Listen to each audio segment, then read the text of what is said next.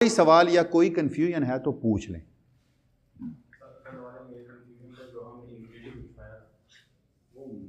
किसको छुपाया? हाँ हाँ हाँ हाँ, बिल्कुल ठीक है, बिल्कुल सही, बिल्कुल ठीक है, वेरी गुड। चलें, पहले वो जो कल जो चीज़ कल की एक थोड़ी सी डाउट लग रहा था ना आपको, उसको देखते हैं। छोड़ें क्वांटम फील्ड थ्योरी को, ऑर्डिनरी क्वांटम मैकेनिक्स की बात करते हैं। एक पार्टिकल है, एक पार्टिकल, क्योंकि quantum mechanics is essentially one particle system. आपने क्वांटम मैकेनिक्स में पढ़ा था कि सिंपल हार्मोनिक ऑसिलेटर है mass spring system. Mass spring system के लिए जब आप हैमिल्टोनियन लिखते हैं तो इस हैमिल्टोनियन के दो पार्ट्स होते हैं।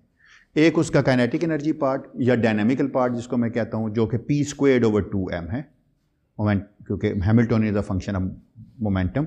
और दूसरा हाफ के x² है जो कि पोजीशन डिपेंडेंट है। अब आपको ये बात पता है कि जो ही आपने कोई पोटेंशियल इंट्रोड्यूस किया तो आपके वो सॉल्यूशंस जो पहले प्लेन वेव टाइप थे e⁻k⁴x तक, वो अब चेंज हो गए हैं। अब वो इस तरह के सॉल्यूशंस नहीं रहे, वो सीरियल सॉल्यूशंस बन चुके थे। आपको याद है हार्मोनिक ऑसिलेटर के सॉल्यूशंस जो थे, हर्माइट पॉलिनोमियल बनती है और उसके जो सॉल्यूशन होते हैं हर्माइट फंक्शंस होते हैं। वो डिटेल में जाने की ज़रूरत नहीं है। वो आपको याद होगा आपने गॉसियन बनाए थे फिर, है ना, ऐसे एग्जैक्टली।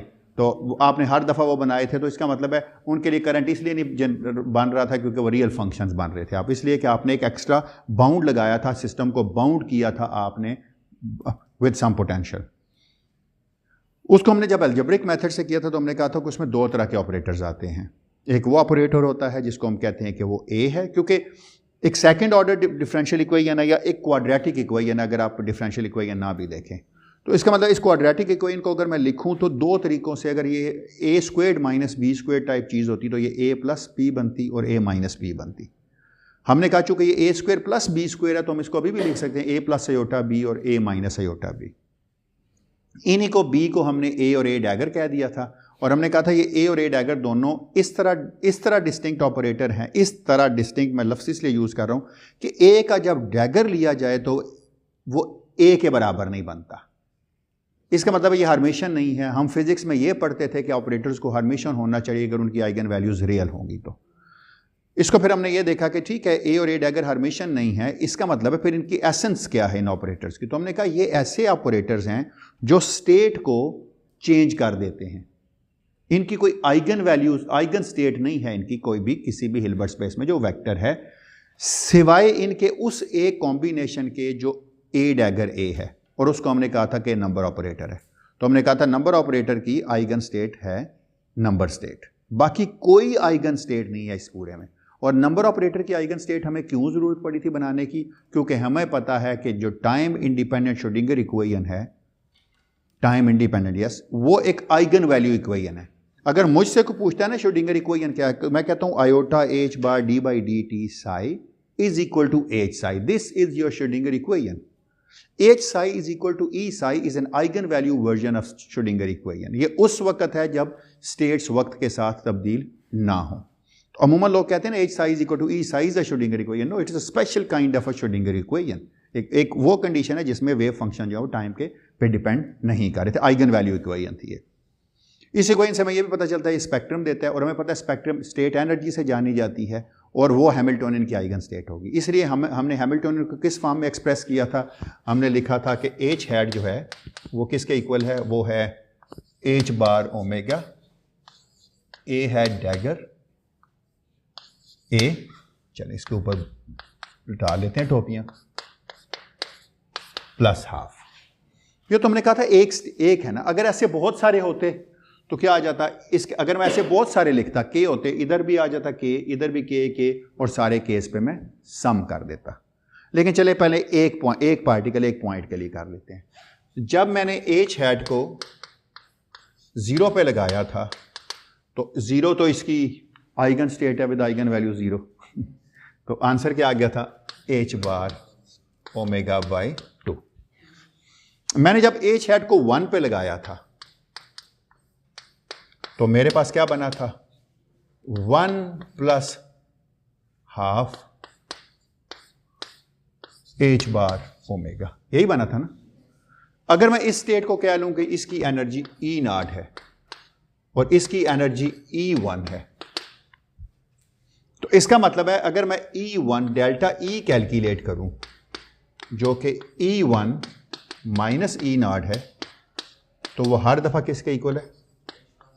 हर दो जो कंसेक्टिव स्टेट्स हैं उनके दरमियान में जो एनर्जी का डिफरेंस है वो h बार है। इसका मतलब है मैं अगर एक नया हैमिल्टोनियन डिफाइन कर लूं, क्योंकि मुझे पता है हर दफा आना तो h बार के डिफरेंस है, ये एक पॉइंट की एनर्जी थी, ऐसे बहुत सारे पॉइंट होते तो बहुत सारी हो जाती, 1000 होते तो 1000 E0 होती, लाख होते तो लाख होते, लेकिन मुझे पता है ये किसी काम की नहीं है क्योंकि हर दफा हम इसके रेफरेंस से एनर्जी मेजर करते हैं। तो मैं क्यों ना अपने हैमिल्टोनियन को इस तरह डिफाइन कर लूं कि h, let me write it as a redefined Hamiltonian which is equal to over ordinary Hamiltonian minus E0। कर सकता हूं ना मैं? क्यों कर सकता हूं? क्योंकि कोई प्रॉब्लम ही नहीं है, हर दफा तो हम डिफरेंस ही मेजर कर रहे हैं। तो डेल्टा E को मैं HR कर देता हूं। इसका मतलब यह है कि अगर मैं अब HR को वैक्यूम पे लगाऊं तो जवाब क्या आएगा?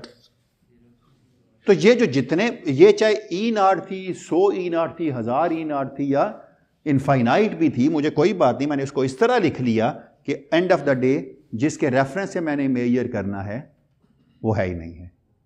इस चीज को ही मैंने जब कल जनरलाइज किया था कंटिन्यूअस स्पेस में। क्लियर है बात? अब कोई सवाल और रह गया? क्यों भाई? ठीक है, ये जरा ज्यादा इंट्यूटिव है।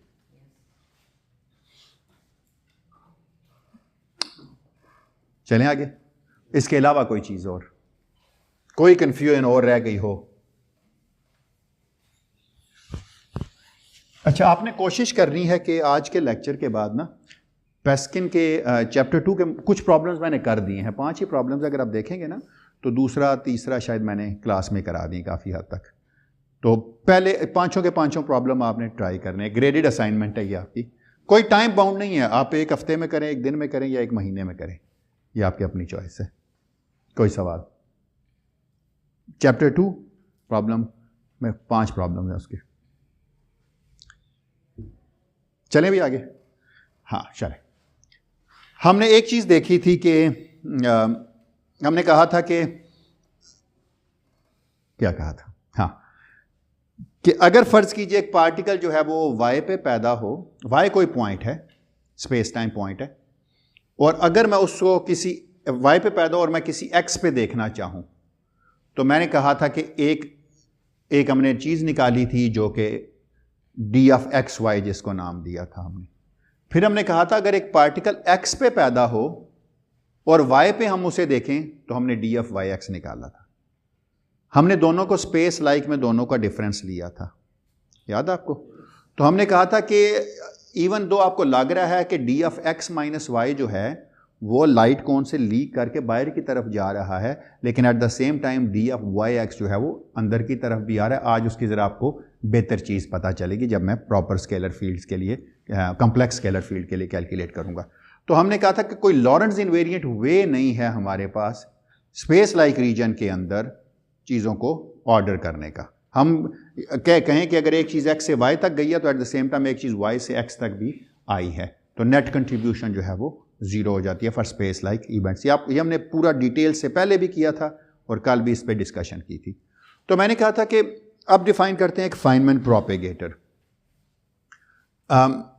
फाइनमैन प्रोपेगेटर इस तरह का प्रोपेगेटर था क्योंकि हमने कहा था कि क्वांटम मैकेनिक्स के अंदर हम चीज़ों को, बहुत सारी चीज़ों को एक वक्त में मेजर नहीं कर सकते।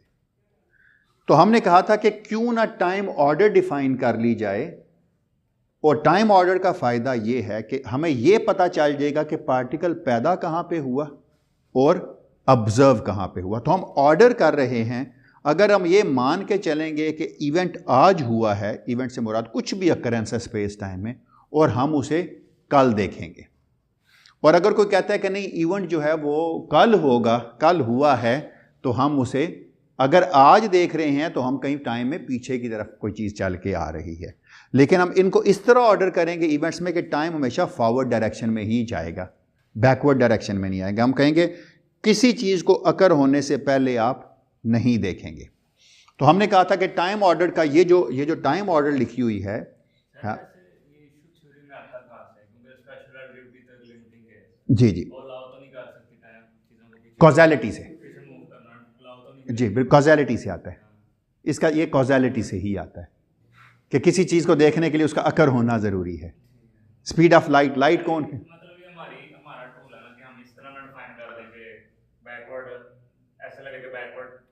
एग्जैक्टली मैं आज जब इसको लिखूंगा ना तो एक चीज़ बड़ी क्लियर हो जाएगी, आप देखिएगा ज़रा। थोड़ा सा मैं आपको याद दहानी कराता हूँ। आपको पता है आपने जब वेव इक्वेशन पढ़ी थी तो आपने पढ़ा था f is equal f which is a function of x minus v t, और वी रेशो थी फ्रीक्वेंसी की और वेव नंबर की।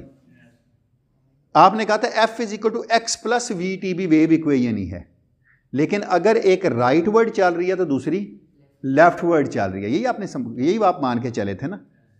आपने क्या किया था, प्लस वी टी को minus into minus v T नहीं लिख सकते कि वो नेगेटिव वेलोसिटी से फॉरवर्ड ही चल रही है।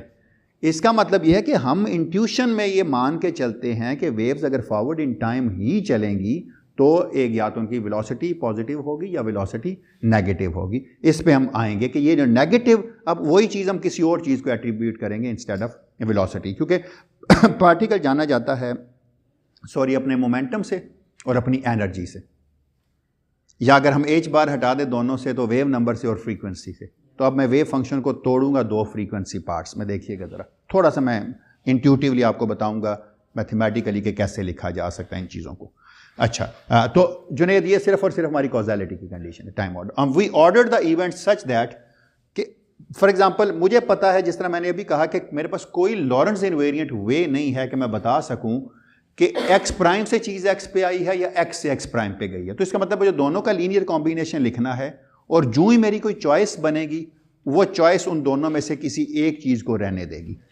तो मैंने ये कहा था कि delta f of x minus x prime का एक को मैंने डेल्टा प्लस कह दिया, एक को मैंने डेल्टा माइनस कह दिया। प्लस वाले में e to the power minus iota k dot x minus x prime आता है, और माइनस वाले में e to the power plus iota k dot x minus x prime आता है।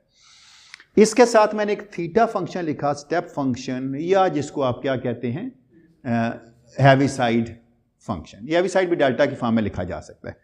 तो इसको हम कहते हैं कि अब ये जब जब इसका आर्ग्यूमेंट पॉजिटिव होगा तो ये एग्जिस्ट करेगा, जब जीरो या लेस देन जीरो होगा तो इसका जवाब जीरो होगा।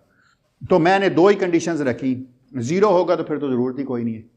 हम ये मान के चलेंगे कि क्योंकि जब इवेंट हुआ उसी टाइम पे नहीं आप देख सकेंगे, इसलिए ग्रेटर देन जीरो होगा या लेस देन जीरो होगा। तो आप क्या करेंगे, एक्स जीरो प्राइम, अगर एक्स जीरो जो है वो एक्स जीरो प्राइम से बड़ा है तो ये आर्ग्यूमेंट पॉजिटिव होगा। इसका मतलब है सिर्फ और सिर्फ इवेंट जो है वो एक्स प्राइम पे होगा और एक्स पे देख सकेंगे। अगर एक्स जीरो प्राइम जो है वो एक्स जीरो से बड़ा होगा, अदर वे राउंड है अगर, तो इसका मतलब है एक्स पे होगा और एक्स प्राइम पे आप उसे देखेंगे, बाकी कोई चीज़ नहीं होगी। लेकिन इनकी ट्रैवलिंग की डायरेक्शन अभी देखिएगा ज़रा, ऑर्डरिंग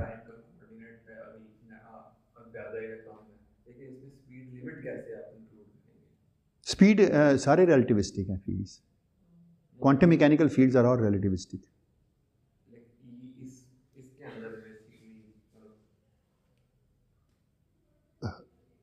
कैसे मतलब स्पीड से, मैं समझा नहीं क्या मतलब। यहाँ पे बेसिक कॉजैलिटी तब आती है जब आप x जीरो जब स्टेप फंक्शन बेसिकली इसमें से आप देखते हैं सिर्फ और टाइम कोऑर्डिनेट और उसमें कुछ भी नहीं, अगर टाइम कोऑर्डिनेट ज़्यादा हो या कम हो तो उस पर डिपेंड करता है। लेकिन ज़रूरी तो नहीं है, मतलब एक टाइम अगर ऑर्डर भी हो, लेकिन ये है कि मतलब एक लिमिट है जितनी दूर तक इन्फ्लुएंस कर सकते हैं। बिल्कुल सही, बिल्कुल सही। देखिए कोई फॉर द टाइम बिंग तो हम सारे फील्ड्स को रिलेटिविस्टिक फील्ड ले रहे हैं। जो लिमिट डिफाइन करती है वो range of the force define करती है और कोई चीज़ नहीं करती। फॉर एग्जांपल इलेक्ट्रोमैग्नेटिक फोर्स जो है वो लॉन्ग रेंज फोर्स है, वो नेचर है फंडामेंटल फोर्स की, वो एम्बेड हो जाएगी। आप देखिएगा जब यही चीज़ हम युकावा के लिए करेंगे तो आप देखिएगा युकावा जो है ना वो शॉर्ट रेंज इस तरह बन जाएगी कि इनसाइड द न्यूक्लियस है पाई ऑन एक्सचेंज होंगे e to the power minus m1। उसका ताल्लुक इस चीज़ से नहीं है। फंडामेंटल लेवल पे सारे फील्ड रिलेटिविस्टिक हैं, कोई ऐसी चीज़ नहीं है जो नॉन रिलेटिविस्टिक है। इसलिए तो हमने क्या किया, रिलेटिविटी को क्वांटम मैकेनिक्स में ज्वाइन किया। सिर्फ एक कंडीशन होगी, इतने रिलेटिविस्टिक होंगे कि वी कंपेरेबल टू सी हो सकती है, सी नहीं हो सकती अगर वी होगी तो, ठीक है ना। तो इसलिए यहां पर कोई स्पीड वाली कोई कंडीशन नहीं है। स्पीड की कंडीशन आपको लाइट कोन दे ही देती है। वैसे वो कहती है एक लाइन है जिस पे स्पीड चलती है, बाकी सारी की सारी उससे स्लो ही चलती है। तो यहाँ स्पीड की कोई कंडीशन नहीं है, यहाँ सिर्फ फ्रीक्वेंसी और ओमेगा ही है।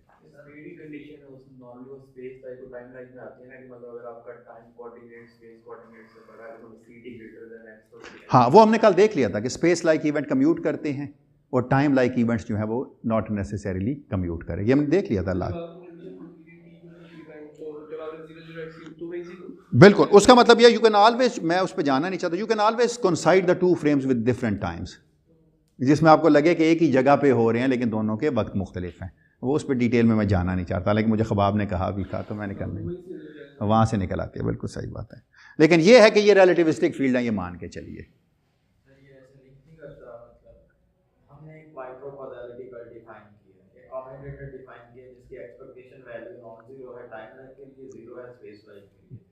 वो चीज़ इन्फोर्स कर रही है कि हमें नहीं पता कि अगर एक चीज़ लाइट कोन से बाहर जाती है तो कोई आती भी है ना, ये उसी का एक तरह का मुझे तो कॉन्सिक्वेंस, उसी का कॉन्सिक्वेंस है। एग्जैक्टली यही तो आप फॉरवर्ड देख रहे हो तो बैकवर्ड भी देख मैं बिल्कुल, मैं आपको पूरी बात, मैं यही यहीं से मैंने शुरू किया कि मेरे पास कोई ऐसा तरीका नहीं है जिसमें मैं इनको ऑर्डर कर सकूंगा, दोनों चीज़ें शामिल होंगी।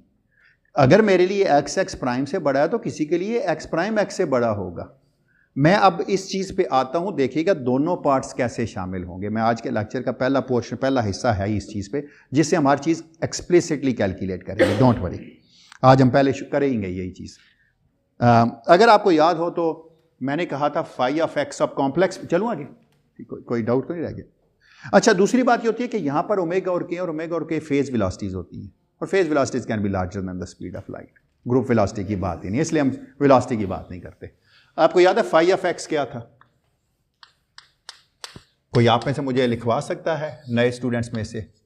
D cube k tilde a of k e to the power minus iota k dot x plus b dagger, क्योंकि आप कॉम्प्लेक्स फील्ड की बात कर रहे हो ना, मैं रियल की बात नहीं कर रहा। B dagger of k e to the power iota k dot x.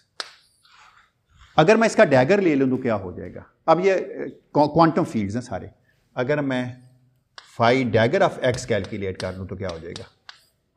D के D3 के टिल्डा, ठीक है, इसके ऊपर डैगर आ जाएगा पहले के ऊपर, a dagger of k vector e to the power iota k dot x, और इसके ऊपर क्या आ जाएगा? B of k e to the power minus iota k dot x. इस लेक्चर के बाद जाके पेस्कन का चैप्टर देखेगा, लगेगा आपको सब कुछ तकरीबन हमने पढ़ लिया सिवाय इलेक्ट्रोमैग्नेटिक वाले फील्ड को, लेकिन सर और ऑर्डर में हम चले थे। अच्छा, देखें इस फील्ड को मैं दो हिस्सों में तोड़ता हूं। एक हिस्से जो ए वाला हिस्सा है उसको मैं इलादा कर लेता हूं, और जो बी वाला हिस्सा है उसको मैं इलादा कर लेता हूं। मैं इसको लिखता हूं फाई ऑफ एक्स, ऊपर एक चीज और डालूंगा प्लस फाई ऑफ एक्स। देखिएगा जरा क्या, एक को मैं कहता हूं पॉजिटिव फ्रीक्वेंसी पार्ट और एक को मैं कहता हूं नेगेटिव फ्रीक्वेंसी पार्ट। जरा इसको अंडरस्टैंड करने की कोशिश करते हैं आसान तरीन तरीके से कि ये माइनस आयोटा वाले को मैंने क्यों पॉजिटिव फ्रीक्वेंसी कहा है, और इस पॉजिटिव आयोटा के एक्स वाले को मैंने क्यों नेगेटिव फ्रीक्वेंसी। फ्रीक्वेंसी से मुराद एनर्जी पार्ट क्या है? वेयर, यहां पर अगर मैं देखूं तो वेयर, हाँ वेयर यहां लिख लेता हूं, चले, where phi positive frequency part जो है वो है integral D3 k tilde a of k e to the power minus iota k dot x. अच्छा, मैंने इसको पता है कैसे याद रखा हुआ है कि मैं इसको क्यों पॉजिटिव फ्रीक्वेंसी कहता हूं? ये देखिए, आप minus iota k dot x को देखें जरा, ये किसके इक्वल लिखा हुआ है? Minus iota K0 T plus iota k dot x. इसको छोड़ें, इसकी मुझे कोई इंटरेस्ट नहीं है इससे। अगर ये देखें तो आपने जो पढ़ी थी चीजें वो बिल्कुल ऐसे ही थी, इसी ऑर्डर में थी जो वेव पॉजिटिव एनर्जी के साथ चलती थी इन फॉरवर्ड डायरेक्शन, वो उसमें यहां माइनस आता था। जो फाई माइनस ऑफ एक्स है ना, उसको जरा देखें, फाई माइनस ऑफ एक्स को, वो किसके इक्वल है? d3। अच्छा, याद रखने के लिए मैंने किया हुआ है कि जो स्टैंडर्ड स्ट्रक्चर होता था वो आयोटा के एक्स माइनस ओमेगा टी होता था, तो वो इसका है। दूसरे को जरा देखिएगा क्या है, यहां से आपकी बात का जवाब आ जाएगा। वो क्या है? B dagger of k e to the power iota k dot x. ठीक है, आपको पता है ना, ये चीज लिखी हुई है ना, ये लिखी हुई है आयोटा के एक्स, अगर वन डायमेंशन होता माइनस ओमेगा टी। ये स्टैंडर्ड फॉर्म है। और जो है वो हमें पता है इसी तरह की वेव होती थी। अगर आप इसको देखें आयोटा के डॉट एक्स को, तो आपका क्या कंसेंसस है? आप कहते हैं ये है आयोटा के zero T minus iota k dot x. मैं एक काम छोटा सा करता हूं, इसको मैं इसी फॉर्म में ना लिखने की कोशिश करता हूं, सिर्फ फ्रीक्वेंसी वाले पार्ट को, इसको छोड़ देता हूं मैं कुछ देर के लिए। आप में से मेरे से कितने लोग एग्री करते हैं कि इसको मैं लिख सकता हूं माइनस आयोटा माइनस के जीरो टी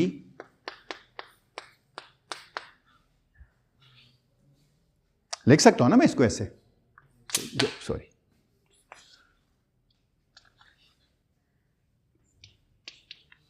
हाँ मैंने वेक्टर डाले हैं सब पे, हाँ डाले जिस पे थे।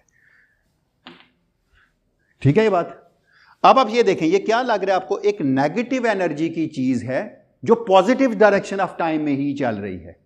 या मैं एक और काम कर सकता था, एनर्जी का साइन ना बदलता और टाइम के साथ नेगेटिव लगा लेता। मैं कहता कोई पॉजिटिव एनर्जी की चीज है जो बैकवर्ड इन टाइम चल रही है। इसका आप मतलब आपको लग रहा है कोई चीज फॉरवर्ड इन टाइम जा रही है और कोई चीज बैकवर्ड इन टाइम। और नेगेटिव और पॉजिटिव फ्रीक्वेंसी की समझ आ गई कि क्यों है? क्योंकि जब मैंने इसको यही इस पार्ट के साथ माइनस ही लगाना चाहा था तो मुझे यहां minus iota k dot x रखना पड़ा था, मेरी मजबूरी बन गई थी। ठीक है, तो ये थोड़ा सा अपने आप को याद दहाने के लिए कर लीजिए कि नेगेटिव फ्रीक्वेंसी और पॉजिटिव फ्रीक्वेंसी क्या है। आप में से मुझे कोई फाई डैगर का पॉजिटिव और नेगेटिव फ्रीक्वेंसी पार्ट लिखवा सकता है इसी को देखते हुए? बस जिसके साथ माइनस आए ना उसको उलट हो जाएगा, शाबाश। तो आप मुझे बताएंगे कि फाई डैगर ऑफ एक्स का phi positive dagger plus phi negative dagger क्या होगा? कौन बताएगा? बता दे चलें, शाबाश। फाई प्लस का डैगर बता दें क्या है? ऑफ एक्स, सॉरी क्या है? ये वाला है, शाबाश। d3 of k, very good. b of k e to the power minus iota k dot x. और दूसरा कौन सा है? फाई माइनस का, फाई का डैगर का नेगेटिव पार्ट कौन सा है? d3 k tilde a of a dagger of k है, a dagger of k e to the power iota. बस याद रखने के लिए था और कोई वजह नहीं थी। मैं देख लेता हूँ क्या आया कि मैंने ठीक लिखा है या गलत लिखा है। हाँ, लग रहा है कि ठीक ही लिखा है। जो हमने एक रास्ता बनाया था समझने के लिए वो सही बनाया है। ठीक है भाई। अच्छा, अब आप इस डेफिनेशन पे आइए ज़रा, इस वाली पे। मैं इसको मिटाता हूँ। अब आप ये याद रखिएगा, थीटा फंक्शन आपके पास पता है। जो कल ताहा ने पूछा था ना कि ये क्यों फाइनमैन प्रोपेगेटर है, वो भी आपको पता चल जाएगा क्यों फाइनमैन ने क्या कमाल किया हुआ है। और कल मुझे फिर एक प्रॉब्लम भी बताया है फैज़ान ने। मैं आसान वाला करूंगा, आपको मुश्किल वाला दूंगा। अच्छा भाई, पहले मैं क्या करता हूं, पॉजिटिव फ्रीक्वेंसी पार्ट वाले लेके चलता हूं। मैं पहले डिफाइन करता हूं, let me define delta plus x minus x prime. इसमें से plus x minus x prime का मतलब क्या है, इस तरतीब से ही लिखे हुए हैं। थीटा एक्स जीरो जो है वो एक्स जीरो प्राइम से यानी एक्स जीरो सॉरी जो है वो एक्स जीरो प्राइम से बड़ा है। तो आप में से मेरे साथ कितने लोग एग्री करते हैं कि ये तरतीब ठीक है, 0 phi plus of x phi dagger plus of x prime and 0? कितने लोग एग्री करते हैं? पहली तो बात है, जरा एक चीज देखिएगा, आपने मुझे बताना है कि मैंने ठीक लिखा है या गलत लिखा है। आप लोगों ने नहीं, पुरानों ने। क्या ये ठीक लिखा है मैंने? फाई प्लस ऑफ एक्स और phi dagger plus of x, क्या ये ठीक लिखा है मैंने?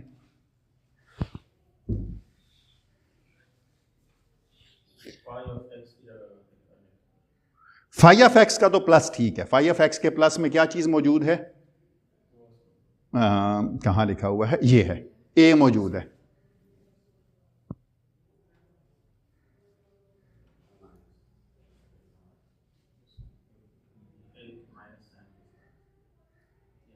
शाबाश, फाई डैगर के साथ माइनस आना चाहिए था। क्यों? ए और बी तो इंडिपेंडेंट है, जो बी पैदा करेगा वो ए से बिल्कुल मुख्तलिफ होगा, उनका तो जवाब 0 है। तो इन प्रिंसिपल आप ना एक चीज देखें जरा, एक सेकेंड ठहरे, थोड़ी सी और चीज, थोड़ा सा इसी चीज को इलेबोरेट कर लेते हैं, इस चीज को लिखते हैं जरा। तो this become 0। Time ordered product के लिए मैं क्या करता हूं, टाइम ऑर्डर्ड में सारी चीजें रखता हूं। जरा पहले मैं क्या रखता हूं, T times phi plus of x plus phi minus of x. ये एक चीज आ गई, इसकी जगह पुट कर दिया, और इसकी जगह मैंने क्या पुट किया, फाई प्लस का dagger of x plus phi minus का डैगर ऑफ एक्स। ये चीज हो गई, ये टाइम ऑर्डर की ब्रैकेट बंद होगी और ये 0 आ गया। 4 टर्म्स होंगी। पहली टर्म क्या होगी, 0 time ordered of phi plus, अच्छा मैं एक्स नहीं लिखूंगा ताकि जगह बच जाए, और फाई प्लस का डैगर। दूसरी क्या बन जाएगी, फाई प्लस फाई माइनस का डैगर। तीसरी क्या बनेगी, फाई माइनस फाई प्लस का डैगर। और चौथी क्या बनेगी, फाई माइनस फाई माइनस का डैगर और 0। अच्छा, एक बात तो यह है कि जो ए और बी पैदा करते हैं वो हमेशा मुख्तलिफ थी। ए तो जब भी वैक्यूम पे लगता है जवाब 0 देता है, बी जब भी लगता है वैक्यूम पे तो जवाब 0 देता है। ए डैगर और बी डैगर देते हैं जवाब। अच्छा, अब आप ये देखें कि किस में है, कहां से आता है ए और बी डैगर। फाई प्लस, अब मैं एक चीज और लिखता हूं थोड़ी सी, जिस तरह बुक्स में लिखी होती है, आपने याद रखना है फाई प्लस में क्या है, ठीक है ना।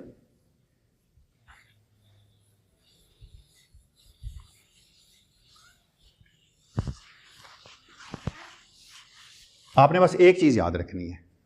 आप में से मुझे कोई बता सकता है फाई प्लस का डैगर, फाई प्लस का डैगर जब वैक्यूम पे लगेगा तो क्या जवाब देगा?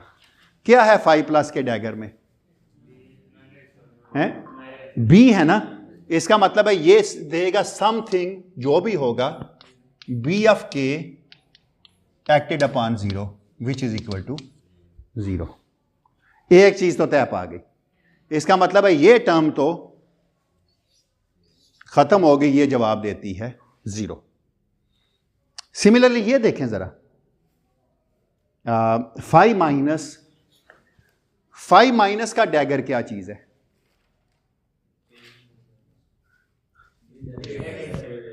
जी, और फाई माइनस क्या है?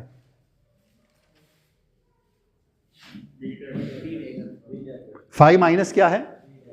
फाई माइनस जो है, अगर ये इस पे लगेगा तो ये क्या देगा? 0।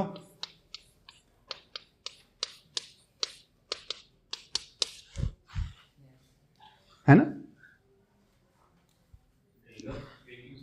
इस उल्टी तरफ लग रहा है ना?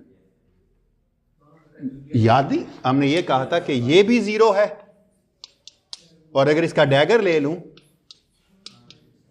ये कैट स्टेट पे लग रहा है, ब्रा स्टेट पे लग रहा है, ये नहीं भूलना। इसका मतलब है ये भी टर्म क्या हो गई, ये टर्म भी क्या हो गई, 0 हो गई, दोनों गुजर गई, दोनों। अब हम इसको दो हिस्सों में तोड़ लेते हैं, एक को डेल्टा प्लस कह लेते हैं, एक को डेल्टा माइनस। आप समझ आ गई कि डेल्टा प्लस और डेल्टा माइनस में क्यों लिख रहा था। Now let me write delta plus x minus x prime, this thing is equal to my vacuum. अब डेल्टा प्लस क्या है, मैं कह चुका हूं कि एक्स एक्स प्राइम से बड़ा है, तो क्या है यहां पर फाई प्लस ऑफ एक्स और phi minus dagger of x prime acted upon 0। तो कोई आप में से कैलकुलेट करके दे सकता है मुझे ये क्या है? एक मैं कैलकुलेट कर देता हूं, क्या है ये?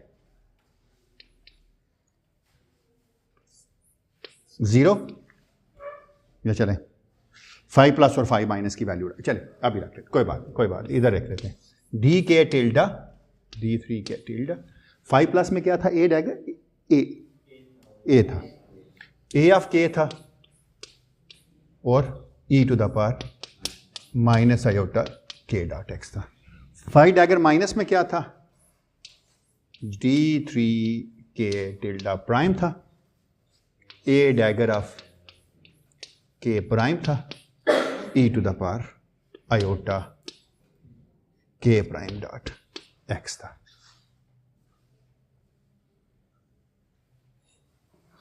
ठीक है ना? और क्या था, 0।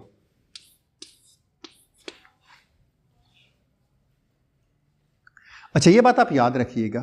अब हमें पता है जब इसको उलटते हैं तो डेल्टा फंक्शन आता है। चल एक स्टेप और कर लेता हूं, नहीं एक स्पेस पे, अच्छा यहां पर कह रहे हो, अच्छा यहां पर, बिल्कुल ठीक है, बिल्कुल सही, thank you. D3 k tilde D3 k tilde prime e to the power minus iota k dot x plus iota k prime dot x prime. अंदर क्या बन गया, 0 a of k a dagger of k prime और 0। और आपको याद है जब हमने इनको उलट किया था तो डेल्टा फंक्शन आ गया था। लेकिन एक बात क्यों ना आप याद रख लें, ये जब इस पे लगेगा तो के प्राइम देगा, और ये जब इस पे लगेगा तो क्या देगा, के। तो इसका मतलब है ये चीज लिखी हुई है, दिस इज इक्वल टू के एंड के प्राइम। हमने डिस्क्रीट स्टेट से क्या सीखा था, हमने डिस्क्रीट स्टेट से ये सीखा था, अगर आपको याद हो, कि ऑर्थोनॉर्मल बेसिस में कि अगर ये लिखा हो एन और एम तो ये डेल्टा एम एन बनता है। अगर यही चीज कंटिन्यूअस के लिए लिखी होती तो क्या होता, ये इसीलिए हम बार बार ना अब ये नहीं करेंगे कि इनको उल्टे और डेल्टा फंक्शन लिखे, हम ये मान के चलेंगे कि ऑर्थोनॉर्मल टाइप है कंटिन्यूअस में, तो ये बन जाएगा डेल्टा क्यूब ऑफ के माइनस के प्राइम। अच्छा अगर इसकी जगह मैं डेल्टा क्यूब ऑफ के माइनस के प्राइम लिख दूं और खत्म कर दूं डेल्टा क्यूब को एक के प्राइम पे इंटीग्रेट करके, जहां जहां के प्राइम है उसकी जगह क्या आ जाएगा, और जहां पर के 0 प्राइम है उसकी जगह क्या आ जाएगा, के 0, क्योंकि 3 वेक्टर्स बराबर होंगे तो 4 वेक्टर अगर मैथ्स के बराबर हैं और 3 वेक्टर्स बराबर हो रहे हैं तो इसका मतलब उनके 0th कंपोनेंट भी बराबर हो रहे हैं। कई दफा हम ये बात कर चुके हैं, तो इसका मतलब है इसका जवाब आ गया। So this is equal to integral D3 of k over 2 pi cube 2k0 into e to the power minus iota k dot x minus x prime. आ गया ना? क्यों, मैंने क्या कहा, के प्राइम के बराबर हो गया, नहीं खत्म हो गया ना। इसके नीचे भी 2 पाई का स्क्वायर रूट है, इसके नीचे भी है, दोनों खत्म हो गए ना। इसके नीचे भी 2k0 का स्क्वायर रूट है, इसके नीचे भी 2k0 प्राइम का स्क्वायर रूट है, लेकिन अगर k0 और k0 प्राइम बराबर हो गए तो स्क्वायर रूट खत्म हो गया। ठीक, क्लियर? ये चीज क्या लिखी हुई है ना डिराक डेल्टा के अलावा क्या लिखा हुआ है? आपको याद है इसको हमने क्या कहा था? t(x-y) था। एक दफा ये भी करके देख लें जरा, दूसरे वाला ये आप करें चलें। ये क्या होगा? 5 माइनस 5 प्लस डैगर हैं, उल्टा हो जाएगा। चलो यार, लेकिन एक काम और कर लेते हैं ना, हम आसान सा काम करते हैं। आपको यहां पर आपने यहां एक चीज पे गौर किया, सिर्फ एक चीज का, इसको छोड़ देना बाहर वाले फैक्टर को, जरा इस चीज को देखें तो आपको क्या लग रहा है लिखा हुआ? सिर्फ इस चीज को अगर आप देखें, इस वाली चीज को, 0 a of k a dagger of k prime, और अगर आप सिर्फ इस चीज को देखें तो क्या लग रहा है आपको लिखा हुआ?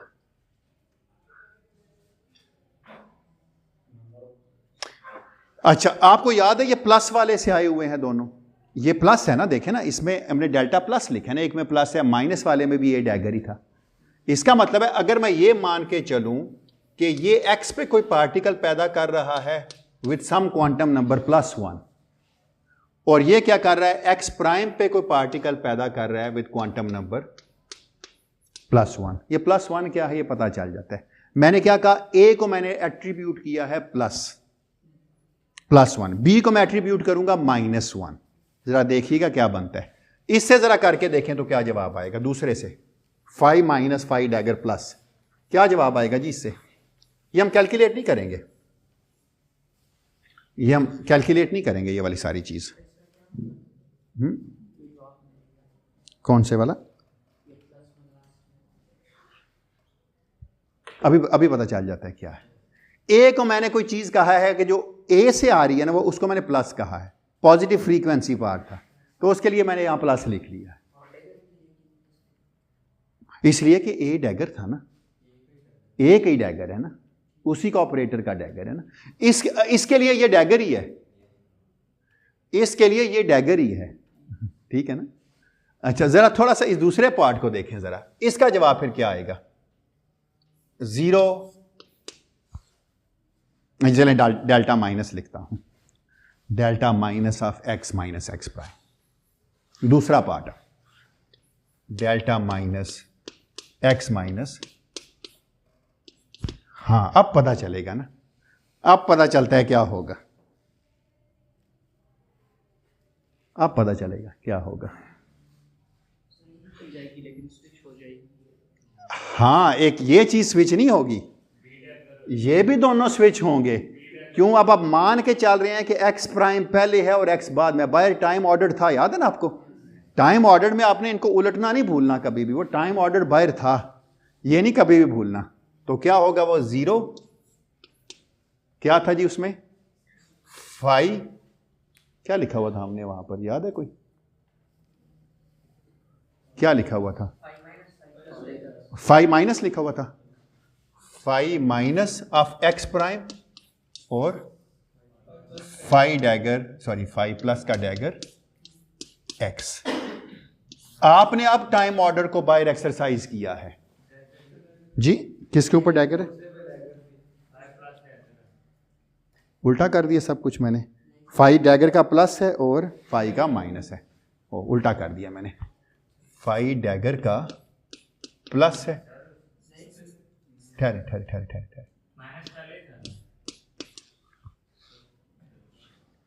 ठहर,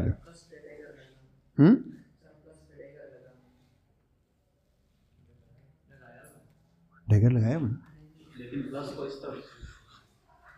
time ordered, how about time ordered? Time order नहीं करना चीजों को पहले, ये भूल गए फिर, यही तो मैं कह रहा हूं, इसके बाद टी नहीं लिखा हुआ था, टी करेंगे फिर पुट करेंगे, पहले ये चीज करेंगे भाई, ये बात आप याद रखिएगा। ये इसीलिए मैं चाह रहा था कि ये एक दफा मैं करूं, आपको ये करके दिखाऊं। ये था 5x फाई एक्स प्राइम जब एक्स ज़ीरो जो था वो एक्स ज़ीरो प्राइम से बड़ा था, और यही चीज़ बराबर थी phi x prime phi x पे जब एक्स ज़ीरो प्राइम बड़ा था एक्स ज़ीरो से। यही तो मैं चाह रहा था कि आप पहले ये करेंगे फिर इनके लिए फाई प्लस और फाई माइनस लिखेंगे। ये नहीं भूलना कभी भी। ये चीज़ क्या देगी आपको, जो भी देगी ये आपको कोई एम्पलीट्यूड देगी। ये तो उसका एम्पलीट्यूड है ना, देखे ना मैंने क्यों कहा एक्स प्लस वन, ये आपको उसका एम्पलीट्यूड दे रहा है।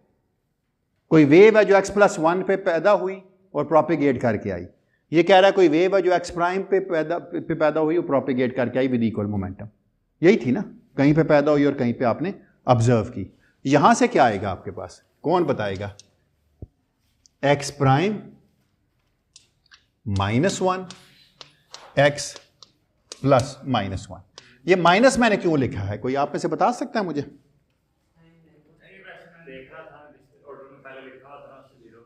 उससे जीरो बन जाता है ना, क्योंकि टाइम ऑर्डर उलट था ना, आप उससे बनेगा ही जीरो। यही तो, इसलिए तो मैंने कहा पहले ये कर। हाँ आप तो नहीं, आप तो इसमें बी है और इसमें बी डैगर है। हाँ इसमें बी है और इसमें बी डैगर है, इसीलिए कहा है पहले टाइम ऑर्डर्ड एक्सरसाइज करनी है। अब बात चली ना इवेंट्स को ऑर्डर करने की। अब आप कह रहे हैं कि एक एक्स पे पैदा हुआ और एक्स प्राइम पे ऑब्जर्व हुआ, फिर आप कह रहे हैं कि एक्स प्राइम पे पैदा हुआ और एक्स पे ऑब्जर्व हुआ। अब आपने इवेंट्स को ऑर्डर कर लिया है, दोनों के डिस्टिंक्ट टाइम है। अभी आपको इसका जवाब पता चलता है क्या? यहां पर यह हो रहा है कि पार्टिकल एक्स पे पैदा हो रहा है और एक्स प्राइम पे ऑब्जर्व हो रहा है। एग्जैक्टली। लेकिन जरा थोड़ा सा ना अंडरस्टैंड करने की कोशिश करते हैं इसको पिक्चोरियली, थोड़ा सा पिक्चर बना के। नहीं क्लियर हो गया ये? अब मैं x प्लस वन, अब किसको कहता हूं मैं? x प्लस वन कहता हूं e to the power minus iota k dot x, और x प्राइम प्लस वन किसको कहता हूं? e to the power iota k prime dot x को। यानी इसको मैं x रिप्रेजेंटेशन में वेव फंक्शन टाइप लिख रहा होता हूं। सिमिलरली मैं माइनस वन, जो चीज b से पैदा हो रही है वो माइनस वन है, और जो a से पैदा हो रही है वो प्लस वन है। जरा इसको ड्रा करके देखते हैं। इसका मतलब है सबसे पहले आप क्या चीज करेंगे, एक एरो ऑफ टाइम डिसाइड करेंगे कि टाइम का बहाव किस तरफ है। मैं ये मान के चलता हूं कि टाइम इस तरफ बढ़ रहा है, कोई टाइम की डायरेक्शन है, टाइम मेरी पिक्चर में इस तरफ है।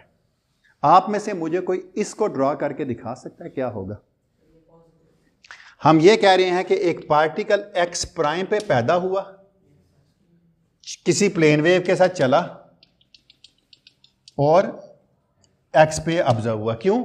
देखे ना, ये पहले आता है टाइम एरो में और ये बाद में आता है। दूसरे को कैसे प्लॉट करूं? हैं? या तो ये तरीका है कि मैं पिक्चर ही उल्टी कर लूं, या ये है कि मैं बना ही इस तरह लूं उसको भी। दूसरे केस में मैं ये कहूंगा ये प्लस वन वाला है, माइनस वन वाले को क्या करूं? आप में से कौन बताएगा कैसे ड्रा? बेशक गलत बता दें यार, बता दें, खैर कोई बात नहीं, एरो नहीं हम लगाते इसलिए। वो दूसरे में हम क्या करें? कोई बात नहीं है, हम कहेंगे खैर है, एक्स पे पैदा हुआ और एक्स प्राइम पे ऑब्जर्व हुआ। मैं एरो सिर्फ इसलिए लगा रहा हूं कि ताकि पता चल जाए कि कहां पे पैदा हुआ और कहां पे ऑब्जर्व हुआ है, वरना स्केलर के लिए कभी भी एरो नहीं लगाएंगे, कोई तरीका नहीं है।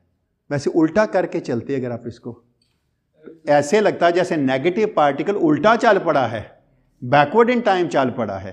क्यों? अगर इसी पिक्चर में ड्रा करते तो आपको कहते, आप कहते नहीं ये बड़ा है तो वो उल्टा चल रहा है, टाइम में पीछे की तरफ आ रहा है। इसीलिए हम कहते हैं कि पार्टिकल पैदा हुआ, वो उसका एरो का भाव फॉरवर्ड इन टाइम था और दूसरे का बैकवर्ड इन टाइम था, नेगेटिव टाइम। और इवन ये फिनोमेना सिर्फ यहीं पे हमने नहीं देखा था। जब ये ब्लैक होल्स के लिए नो हेयर थ्योरम दिया गया था ना, जब हॉकिंग ने कहा था there are the Hawking radiations, तो वहाँ पर भी था कि जो नियर बाई वैक्यूम से पार्टिकल एंटी पार्टिकल पैदा होते हैं वो अपोजिट डायरेक्शन में चलते हैं, एक बाहर आता है और एक अंदर की तरफ जंप कर जाता है।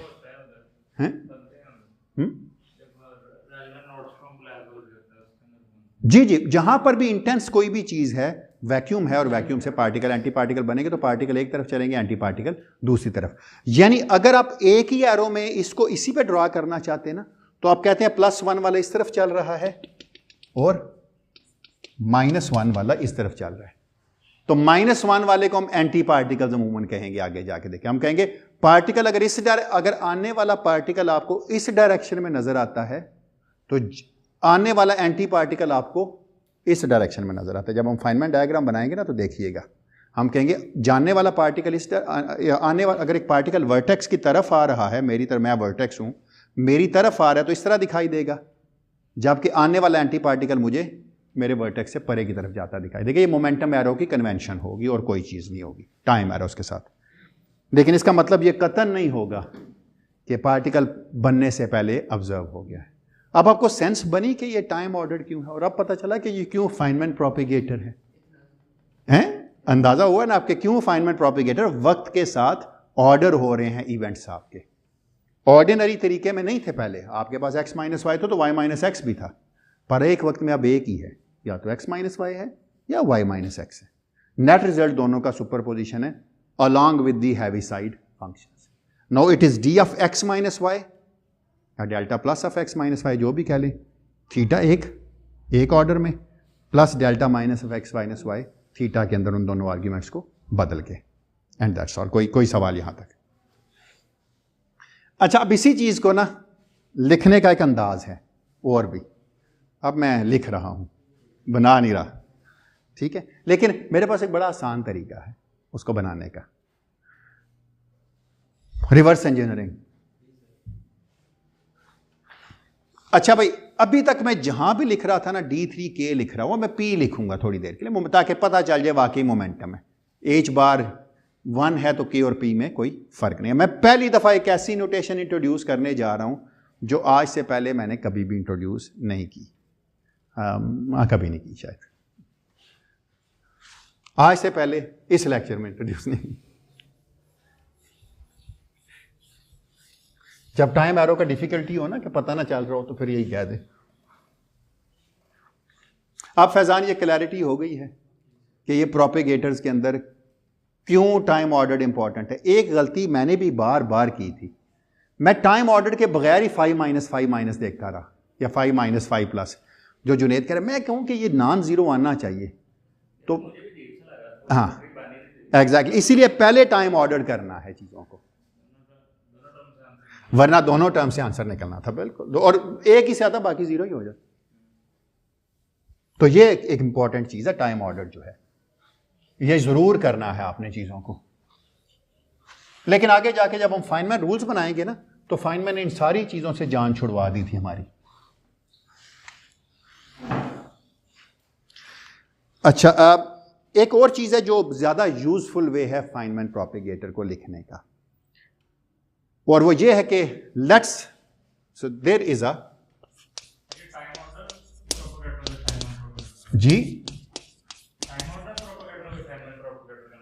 जी, इसको फाइनमैन प्रोपेगेटर का नाम दिया। अब मैं आपको साबित करूंगा कि जो मैं अब चीज लिख रहा हूं, ये वही चीज देती है जो पहले d ऑफ x - y या delta plus of x - y और delta minus of x - y, x - x prime, जो भी आप कह लें, वही चीज। So there is a useful way to write the, अच्छा, फाइनमैन प्रोपेगेटर को हम FP कह देंगे। FT जिस तरह फोरियर ट्रांसफॉर्मर, तो FP जो है वो फाइनमैन प्रोपेगेटर है। और वो किस तरह, वो मैं मोमेंटम इंटीग्रल में लिखूंगा, और वो मैं उसको ऐसे डिफाइन करूंगा कि delta f of x - x prime, मैं मोमेंटम रिप्रेजेंटेशन में मेरा क्लेम है कि मैं इसको ये लिख सकता हूं, अब नहीं लिख रहा, प्रूफ करने के लिए दे दूंगा, खैर, d4p over 2 pi to the power 4, पहली दफा मैंने 4 डायमेंशनल इंटीग्रल लिखा है, into 1 over p squared minus m square. मुझे देखने दे सिर्फ आयोटा लिखते हैं या आयोटा लिखते हैं, iota over p squared minus m squared into e to the power minus iota p dot x minus.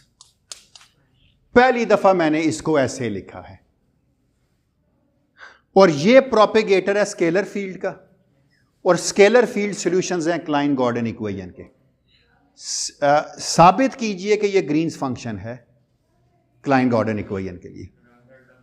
हाँ, कोई मुश्किल काम नहीं है, क्योंकि अगर आप इस पे डी म्यू लगाएं तो आपको ये पता चल जाएगा। चले मैं कर देता, d mu plus m squared, अगर इसको इसमें रखें आप और आप मान के चलें कि integrate differentiation with respect to x ही है, तो क्या जवाब आ जाएगा? क्या जवाब आ जाएगा इसका? ये आ जाएगा d4p over 2 pi to the power 4 और iota over p squared minus m squared. ठीक है ना, p squared minus m squared ही आता है ना। और अगर आप इसको डिफरेंशिएट करेंगे तो यहां से क्या आएगा? एक दफा भी माइनस आयोटा p आएगा और दूसरी दफा भी माइनस आयोटा p आएगा। ठीक है ना, तो यहां से क्या आ जाएगा? माइनस आयोटा p म्यू और minus iota p mu plus m squared. ठीक है ना, into e to the power minus iota p dot x minus x prime. इसको डिफरेंशिएट किया ना तो ये वापस उसी तरह रहा। ये चीज क्या बनी हुई है? आयोटा स्क्वेड इज -1, माइनस और माइनस प्लस, तो फिर एक माइनस ही आ गया। माइनस में अगर कॉमन ले लूंगा यहां से तो क्या आंसर आ जाएगा? वापस p square minus m square बन जाएगा ना। और वो इसका मतलब है ये और ये आपस में काट जाएंगे, सिवाय इसके कि सिर्फ एक माइनस साइन आ जाएगा। तो वो माइनस साइन में अगर बाहर निकाल लूं माइनस आयोटा, तो बाकी चीज क्या बन गई है? d4p over 2 pi to the power 4 e to the power minus iota p dot x minus x prime. तो ये क्या चीज है? Dirac delta in 4 dimension. क्या आंसर आ गया इसका? Minus iota delta 4 of perfectly fine. Propagators are the Green's functions and Green's functions are the solutions of particular differential equation. लेकिन प्रॉपर नहीं है, जब तक इंटीग्रेट नहीं करते कोई फिजिकल चीज नहीं निकलती। हर एक के लिए, हर चीज के लिए प्रूफ कर लेंगे। जहां जाते जाएंगे, एक दफा मुझे उसकी इक्वेशन ऑफ मोशन पता होगी, मैं बना लूंगा। मुझे इक्वेशन ऑफ मोशन पता होना जरूरी है, और मुझे पता है इसकी equation of motion Klein Gordon equation है। अभी जब डिराक का बनाऊंगा तो उसका ही बनाऊंगा, जब स्पिनमान का बनाऊंगा तो उसका ही बनाऊंगा। मैथलेस हर तरह के दुनिया जहान के फील्ड का बना लेंगे। कन्वेंशन, सिर्फ कन्वेंशन और कुछ नहीं। या 1 रख लेते तो 1 आ जाता, कोई प्रॉब्लम नहीं। खैर वो अभी घुमाएंगे उसको, लेकिन खैर है, कोई बात नहीं। आयोटा आता है, हाँ अभी आएगा ये। अभी जब लिखेंगे तो पता चल जाएगा आयोटा क्यों आता है। वरना मैंने याद है पहले 1 लिखा था, अगर आप फोरियर ट्रांसफॉर्म करेंगे तो 1 से ही निकलेगा। अच्छा, मेरा ये क्लेम है कि मैं इसको ज़्यादा बेहतर तरीके से लिख सकता था। एक असाइनमेंट मैं आपको छोटी सी दे रहा हूं। हमें पता है कि कोई भी प्रोपेगेटर पोजीशन स्पेस का मोमेंटम स्पेस से रिलेटेड है विद द हेल्प ऑफ कोई भी पोजीशन स्पेस का फंक्शन मोमेंटम स्पेस के फंक्शन से रिलेटेड है with the help of the Fourier transform. तो आपको यह बात पता है कि you can always write delta f of x minus x prime की बजाय सिर्फ एक्स लिख लें। My claim is you can write it as d4p over 2 pi to the power 4 e to the power minus iota p dot x delta f of p। ये वो चीज़ है जिससे आप कह रहे थे कि निकल आएगा यहां से। आप इसको दोनों तरफ डिफरेंशिएट कीजिए and you can find delta f of P, और डेल्टा एफ ऑफ पी यही निकलेगा अप टू द आयोटा। अब मैं बताऊंगा कि आयोटा यहां पर क्यों आता है। कोई सवाल यहां तक क्लियर हो गया? ये मैं वैसे हमेशा हर दफ़ा असाइनमेंट देता हूं और कई दफ़ा मैंने पेपर में भी दी थी ये छोटी सी चीज़ करनी कि साबित कीजिए कि ये क्लाइन गॉर्डन इक्वेशन का सोल्यूशन है, ये ग्रीन्स फंक्शन है। क्लियर? कोई सवाल? आइडिया हो गया? देखें, हम हर चीज़ जो एमएमपी में पढ़ते हैं ना, क्वांटम फील्ड थ्योरी में करके चेक भी करते हैं उसको कि अगर ये प्रोपेगेटर है तो प्रोपेगेटर ग्रीन्स फंक्शंस होते हैं, आपने पढ़े थे। मैं इसकी बात नहीं कर रहा कि रिटार्डेड है या एडवांस्ड है, उसका मुझे कोई इंटरेस्ट नहीं, वो सोर्स या मौजूदगी में होते हैं, बाउंड्री कंडीशन छोड़ दें उसको। लेकिन ये तो फ्री प्रोपेगेटर है ना, तो फ्री में राइट हैंड साइड पे डेल्टा फंक्शन बनता है, कोई रिटार्डेशन नहीं थी। अब लेकिन आपको मुझसे एक चीज पूछनी चाहिए थी जो आपने मुझसे नहीं पूछी। मैं समझता हूं आपको मुझसे पूछनी चाहिए थी। वो क्या थी? यहां लिखी हुई है। नहीं, एक चीज थी जो आपको मुझसे एग्जैक्टली हम तो ये मान के चले थे कि जो क्लाइन गॉर्डन इक्वेशन का सॉल्यूशन है वहां से हमें पता चलता है कि k squared is equal to m squared या p square is equal to m square. यहां पर p स्क्वेयर m स्क्वेयर के बराबर नहीं है। इसका मतलब है ये रियल पार्टिकल नहीं है, क्योंकि अगर p स्क्वेयर m स्क्वेयर के बराबर हो जाए तो ये तो इन्फिनिट आ जाती है। इसका मतलब है कि ये ना इन्फिनिट p स्क्वेयर 1/0 आ जाता है ना। हाँ, तो इसका मतलब है this holds for every p square not equal to m square. हम इसको थोड़ी देर अब इससे अगले आधे घंटे में इसी को अंडरस्टैंड करेंगे कि this is equal to p square is equal to m square. क्यों नहीं है? जबकि ये इक्वेशन ये डिक्टेट कर रही है कि जो भी इसके सॉल्यूशंस होंगे उसमें p square is equal to m square हो सकता है। फाइनल रिजल्ट में कोई मसला नहीं है ऐसा। ठीक है भैया सर। ऐसे पार्टिकल जिनमें 4 मोमेंटम का स्क्वायर मास के बराबर नहीं होता, ऐसे पार्टिकल को हम कहते हैं कि ये ऑफ शेल है, क्योंकि ये p square is equal to m square का मतलब है कि ये ऑन शेल है, जबकि ये ऑफ शेल है, जिसका मतलब होता है particles are not on the mass shell. ऐसे पार्टिकल्स को हम कहते हैं कि ये वर्चुअल।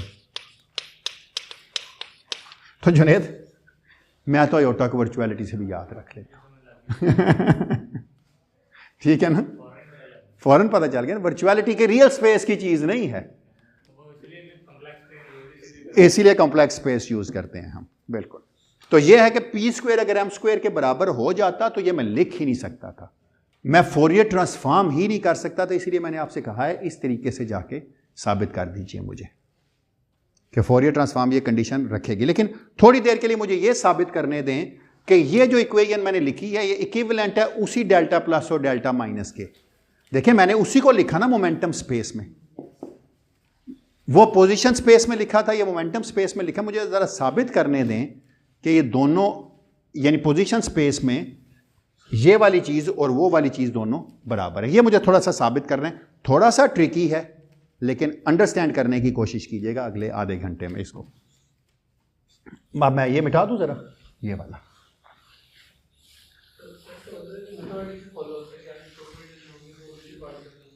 वर्चुअल पार्टिकल्स होंगे। बिल्कुल एग्जैक्टली, ऑफ शेल होंगे, और हमें पता है ऑफ शेल पार्टिकल रियल नहीं हो सकते, कहीं एनर्जी नहीं जाएगी फालतू। Propagators they violate the energy for a very very short time. जब पैदा हुए तो एनर्जी को वायलेट किया, जब ऑब्जर्व हो गए तो वापस end of the day energy conserve हो, but for a very very short time this energy is violated, क्योंकि p square is not equal to m square.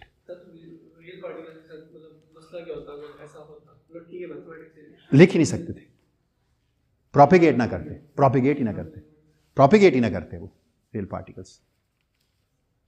ठीक है, हर दफा उनकी मोमेंटम जो है एनर्जी के बराबर हो, एनर्जी वायलेट होती ना, जिस वर्टेक्स पे आते एनर्जी कंजर्व होती तो आगे किधर जाते। हाँ, ये ग्रीन्स फंक्शन से भी फॉलो होते, सिर्फ वर्चुअलिटी आयोटा की थी। जरा बताता हूँ आयोटा क्यों आता है, आयोटा क्यों लिखना मजबूरी था। अच्छा जरा इस चीज को देखिए, आप में से कितने लोग मेरे साथ एग्री करते हैं कि p squared minus m squared को मैं ये लिख सकता हूं कि this is equal to p0 squared minus p vector squared minus m squared. अगर एक रियल पार्टिकल होता तो ये एनर्जी होती ना। हाँ ठीक लिखे, अगर रियल पार्टिकल होता तो ये एनर्जी होती ना। आपको याद है ना कि हम कहते थे कि EP जो है वो है plus minus square root of p squared plus m squared के। याद है ना आपको ये?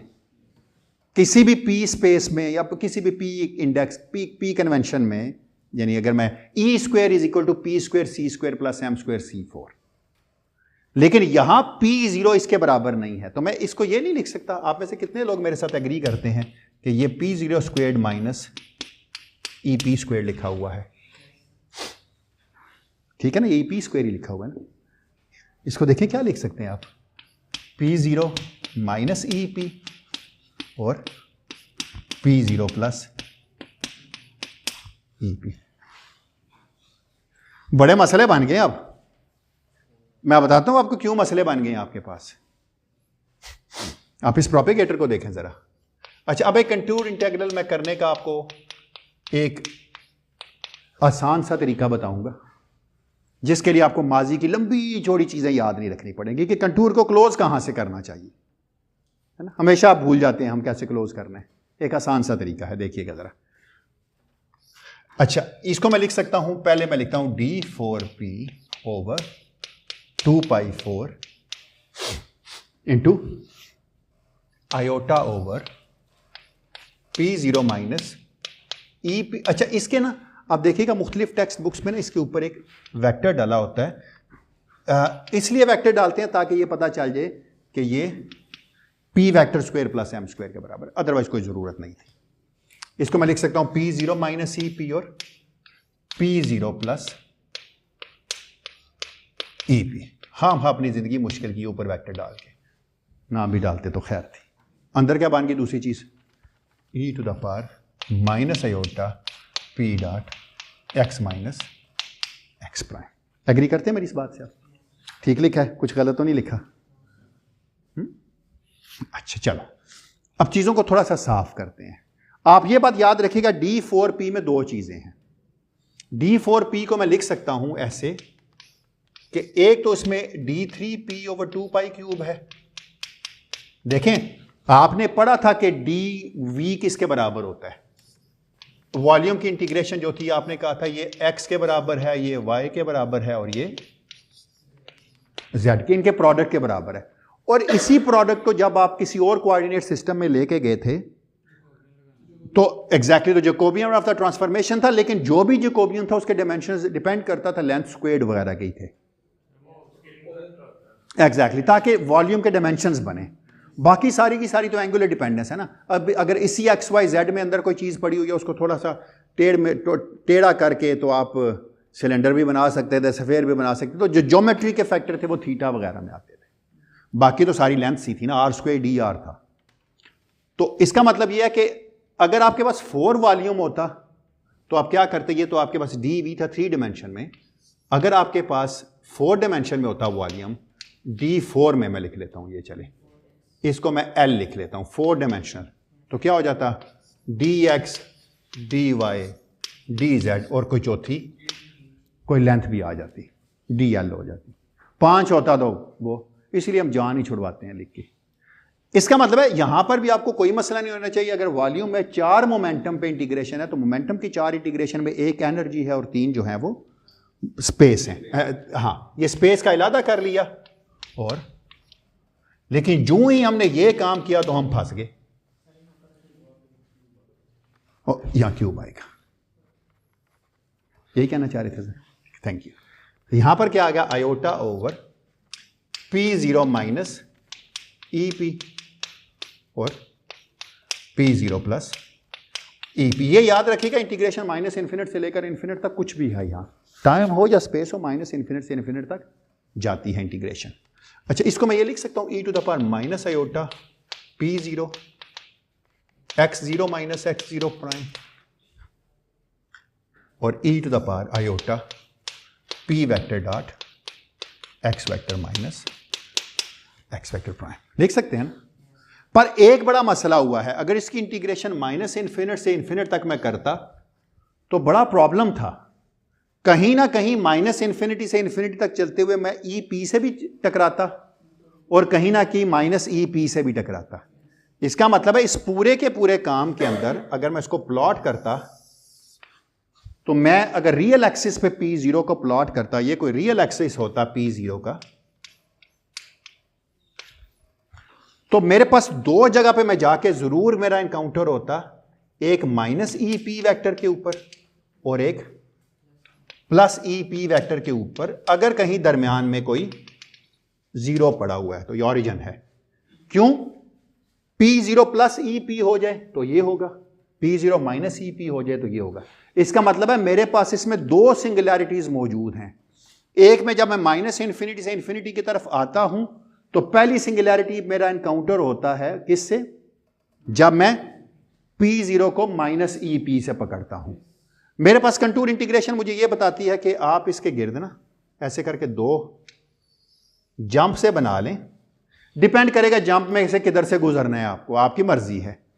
लेकिन ये मुझे पता है कि अगर मैं इसको बाईपास कर लूं तो इसको नहीं कर सकूंगा, क्योंकि अगर मैं इसके ऊपर से फलांग भी जाऊं ऊपर या नीचे से तो यहां पकड़ा जाऊंगा, और अगर मैं इधर से आके इससे फलांग जाऊं तो इस पे पकड़ा जाऊंगा। लेकिन देखते हैं कि इससे जवाब क्या आता है। एक फैक्टर को याद रखिएगा इन कंटूर इंटीग्रेशन करते हुए। अब सवाल ये पैदा होता है कि आपने तो सरफेस को क्लोज करना है ना, कंटूर को क्लोज करना होता है ना। रेजिड्यू थ्योरम में पढ़ा हुआ रेजिड्यू थ्योरम या नहीं पढ़ा? आपने क्लोज करना है तो किधर से क्लोज करेंगे ये नहीं याद रहता, कि हमें ये नहीं पता चलता कि हम किसको यानी कहां से कंट्रोल करेंगे, कंटूर को क्लोज करेंगे। मैं हमेशा इस फैक्टर को देखता हूं, मैंने किसी तरीके से इस फैक्टर को जीरो करना है।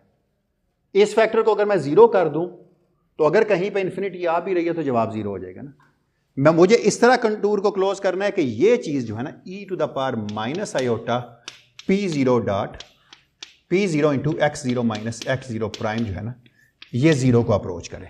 तो अब आप मुझे बताएं कैसे मैं कंटूर को क्लोज करूं। अगर मैं ये मान के चल दूं कि x0 जो है वो for x0 greater than x0 prime, x0 prime ये पॉजिटिव है,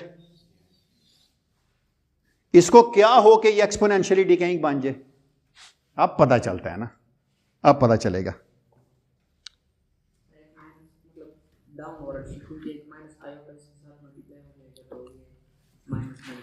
अब पता चलता है, मैंने कहा कि ये तो पॉजिटिव नंबर है, मुझे इसको जीरो करना है तो मुझे P0 को क्या करना पड़ेगा।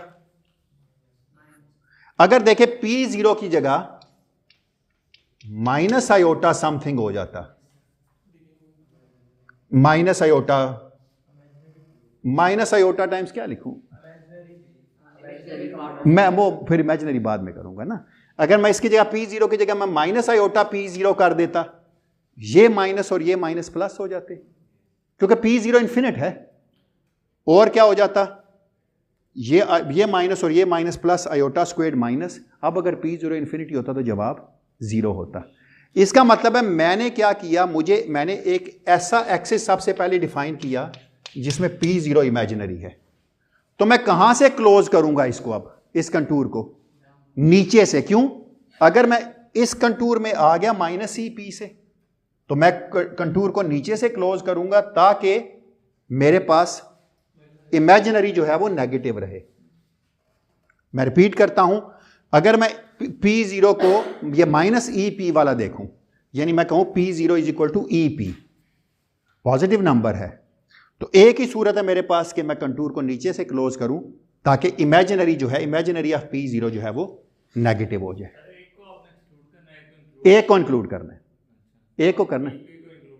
मैं एक वक्त अगर मैं P0 is equal to EP जिससे निकाल रहा हूं उसमें तो नहीं रखूंगा ना, दूसरे में रखूंगा ना।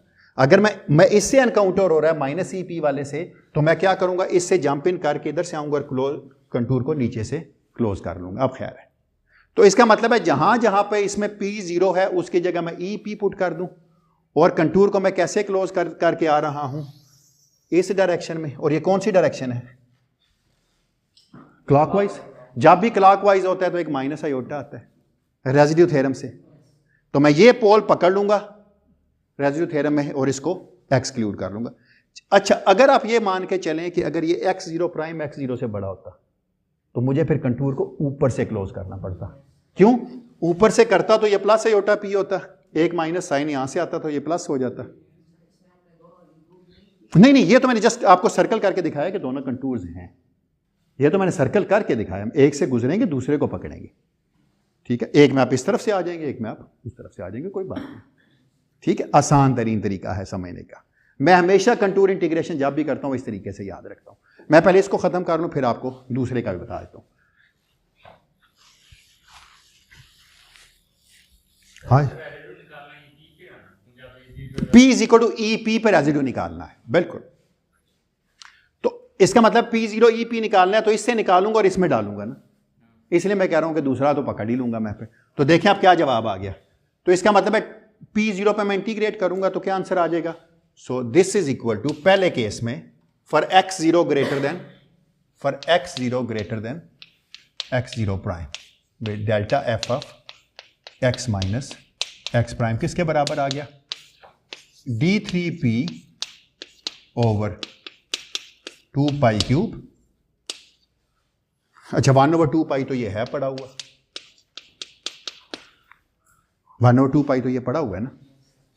अच्छा आपको पता है ना कि रेजिड्यू क्या होता है, 2 पाई iota into the residue. Residue का मतलब है जो बचा खुचा है। अब बचा खुचा क्या था, EP वाला बचा हुआ था ना, तो क्या आंसर आ गया इसका, -2 पाई। मैंने क्यों लिखा, क्योंकि कंटूर जो है वो क्लॉकवाइज हो रही है, कंटूर को नेचुरली एंटी क्लॉकवाइज होना चाहिए था।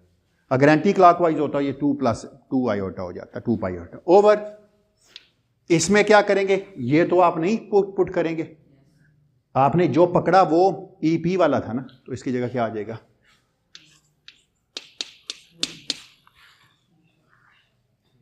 आ गया अब आपके पास जवाब। अगर आप देखें तो इंटू e⁻⁻, इसको वापस वही लिख लेते हैं, x माइनस एक्स प्राइम।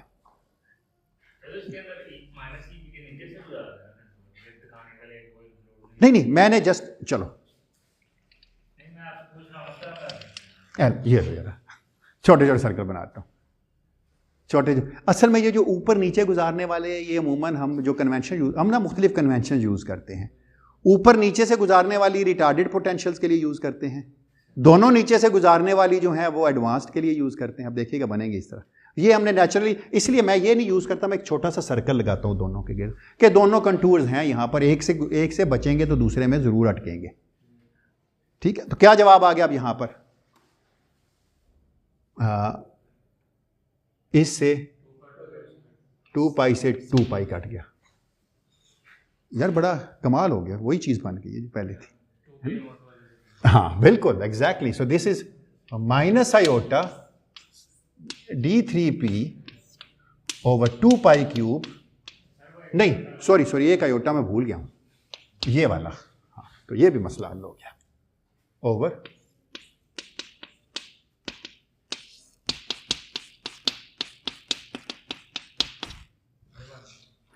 क्या बन गया ये वाला, delta plus of x minus x prime. ये वही चीज है जिसको आपने डी ऑफ, क्लियर होगी बात। थोड़ा सा दूसरे को भी देखते हैं जरा, एक दफा दूसरे हिस्से को भी देखते हैं। अगर जो है if x0 prime is greater than x0 होता तो क्या होता, कौन बताएगा। खाली ऊपर से ना जाते, और भी एक उलट काम करते हैं। एक तो इसको देखें, आपको कैसे पता चलेगा ऊपर से गुजरना, इसको देखें जरा, इस फैक्टर को once again, e⁻⁻ minus iota p0 x0 minus x0 prime को, इसको देखें। अब क्या चीज बड़ी है, x0 प्राइम बड़ा ना x0 से, तो इसको मैं ये नहीं लिख सकता, this is equal to e⁻ iota p0 x0 prime minus x0। अब आपको क्या करना पड़ना है, अब आपको p0 को क्या पुट करना पड़ना है, p0 goes to iota p0। किधर से कंटूर को क्लोज करेंगे, ऊपर से, इस तरफ से। अब लेकिन आप क्या करेंगे, इधर से चलते हुए आ रहे हैं ना, जब क्लोज करेंगे इधर से बच जाएंगे, इससे बचेंगे, माइनस EP वाले को एनकाउंटर करेंगे, है ना। क्यों, क्योंकि मैंने कहा कि अब आप इस कंटूर को देख रहे हैं ना, p0 is equal two plus CP। p0 को पॉजिटिव ही होना चाहिए था ना, पॉजिटिव होना चाहिए था, तो ये पकड़ लिया था आपने। इसका मतलब p0 की जगह माइनस CP पुट करना पड़ेगा ना आपको, इससे निकालेंगे और इसमें डालेंगे। क्या जवाब आएगा, एक चीज और चेंज करनी पड़ेगी, कौन बताएगा क्या जवाब आएगा। एक बड़ा मसला है, एक गलती है इसमें ना, एक चीज यानी लग रहा है एक गलती हो रही है, जरा रेजिड्यू थ्योरम इस पे भी अप्लाई करते हैं। मैं लिखता हूं जरा, अब मैंने p0 की जगह क्या पुट करना है, माइनस EP, क्योंकि मैंने EP वाले से को कंटूर आउट किया, तो रेजिड्यू रह गया मेरे पास वो माइनस EP वाला था। तो क्या आंसर आ जाएगा, कौन बताएगा आप में से।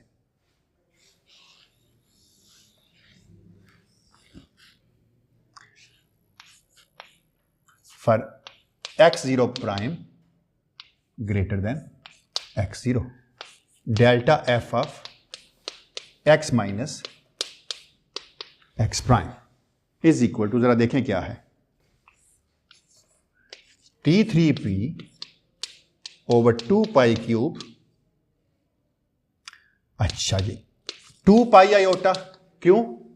अब मैं काउंटर क्लॉकवाइज ही कर रहा था कंटूर को एनक्लोज ऐसे करके उल्टा, ठीक है, तो 2 पाई आयोटा आ गया और नीचे क्या आ जाएगा 2EP with a negative sign, क्यों? क्योंकि मैंने P is equal to minus EP put किया है, ये माइनस साइन उधर का उधर ही रहा है, ये बड़ा कंसिस्टेंट है, आयोटा ओवर, नहीं आयोटा खाली, इस आयोटा को बाहर ही लिख लेते हैं, छोड़ें। अंदर क्या बन गया, यहां बड़ा मसला बन गया, यहां बड़ा मसला बन गया है, e to the power minus iota minus EP x0 minus x0 prime और e to the power iota p dot x0 minus, सारा कुछ उल्टा हो गया, सब कुछ ही गलत हो गया। अभी पता चलता है क्यों गलत हो रहा है, जरा देखिएगा। अच्छा एक तो बात है, ये 2 से 2 का एक 2 पाई नीचे लिखना भूल गया था मैं, चल हाँ वो ठीक लिखे, ओ अच्छा यहाँ कह रहे हैं, सॉरी बिल्कुल ठीक है फैजान, सही कह रहे हो। ये 2 पाई किसका था, DP0 वाले का था। आयोटा स्क्वायर क्या हो गया -1, ये माइनस और वो माइनस क्या हो गया प्लस। ये पार्ट तो ठीक है कि D3P over 2 pi cube 2EP, इसका मसला बन गया e to the power iota EP x0 minus x0 prime, यहां पर बड़ा मसला बन गया, प्लस आयोटा P। अब ये कोई मिन्कोव्स्की स्पेस ही पूरी गायब कर ली आपने, क्या ख्याल है?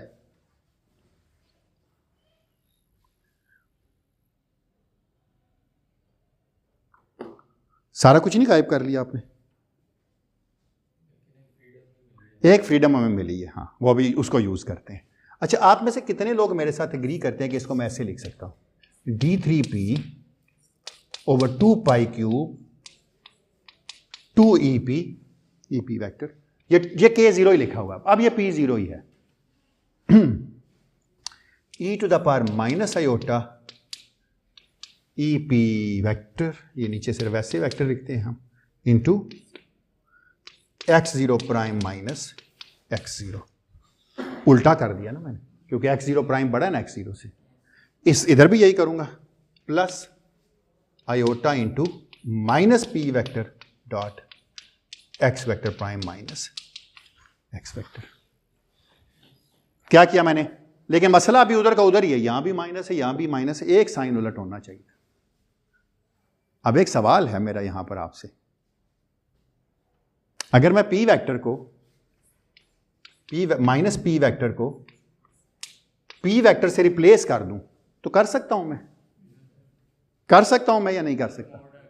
इसलिए कर सकता हूं कि ये तो इंटीग्रेशन का वेरिएबल है ना, और वेरिएबल ऑफ इंटीग्रेशन को आप कुछ भी पुट कर लें आपका फर्क नहीं पड़ता, क्योंकि D3P का मतलब ये है, इंटीग्रल ऑफ D3P का मतलब है P वेक्टर का मॉड स्क्वायर P वेक्टर का मॉड इंटू D ओमेगा। तो अगर आप P को माइनस P भी कर देंगे तो ये भी साइन नहीं बदलेगा, ये भी साइन नहीं बदलेगा, इसका मतलब है D3P भी साइन नहीं बदलेगा। तो इसका मतलब है ये उतना ही ठीक है जितना ये लिखा हुआ है, this is equal to D3P over 2 pi cube 2EP into e to the power minus iota P dot x prime minus x prime minus x4 है ये। तो ये क्या चीज लिखी हुई है?